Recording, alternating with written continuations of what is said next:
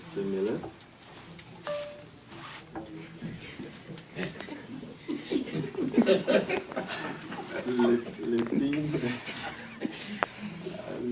Le royaume des dieux, le royaume des dieux, était transformera à l'éther en paradis. Ce Matthieu. J'espère que vous allez bien aujourd'hui, Marissa. Oui, ça va très bien. Oh, c'est bon. La dernière fois que je suis venue, nous avons parlé de la prière modèle que Jésus nous a donnée en Matthieu 6. Vous vous rappelez que nous prions que le royaume de Dieu vienne et que sa volonté soit faite sur la terre. Et après ça, je vous ai posé une question. Oui, vous m'avez demandé si je croyais que les conditions actuelles que nous voyons sur la terre sont la volonté de Dieu. J'ai bien pensé, je crois que non. Les humains sont en train de détruire la terre. Oui, c'est vrai, vous avez raison.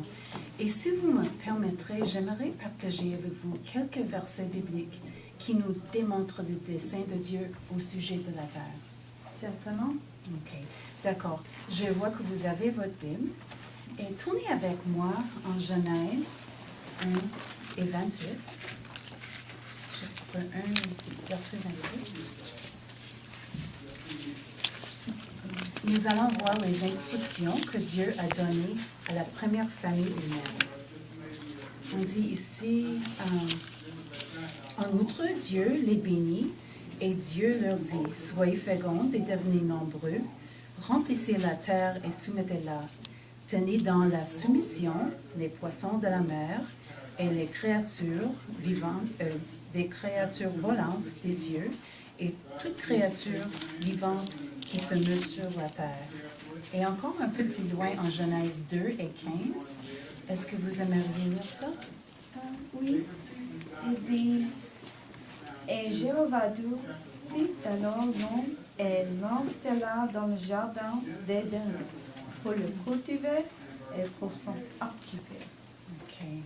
Alors nous apprenons que notre Créateur voulait que les humains aient des enfants, qu'ils prennent soin des animaux et qu'ils étendent à la terre entière le jardin dans lequel ils vivaient. Marissa, imaginez un jardin avec des animaux, avec des enfants qui jouent, avec les fleurs, les arbres, la paix. J'imagine un paradis véritable. Mais il n'y a pas de paradis aujourd'hui. Pourquoi? C'est vrai. Nous savons que Adam et Ève n'ont pas resté fidèles. Ils ont péché. Et cela a changé le cours de l'histoire. Mais est-ce que vous pensez que cela a changé le dessein de Dieu envers la terre? Je ne pense pas. Je crois qu'il veut toujours que les humains vivent dans une paradis.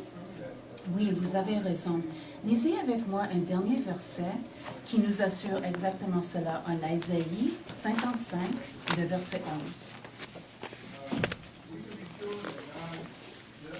Et est-ce que vous voulez le lire? Isaïe 55, verset 11. Oui.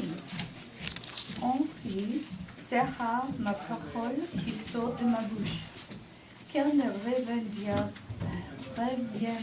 pas vers moi sans résultat, mais elle ne manquera pas d'exécuter ce en quoi j'ai pris plaisir, et à coup sûr, elle aura du succès dans ce pourquoi je l'ai envoyée.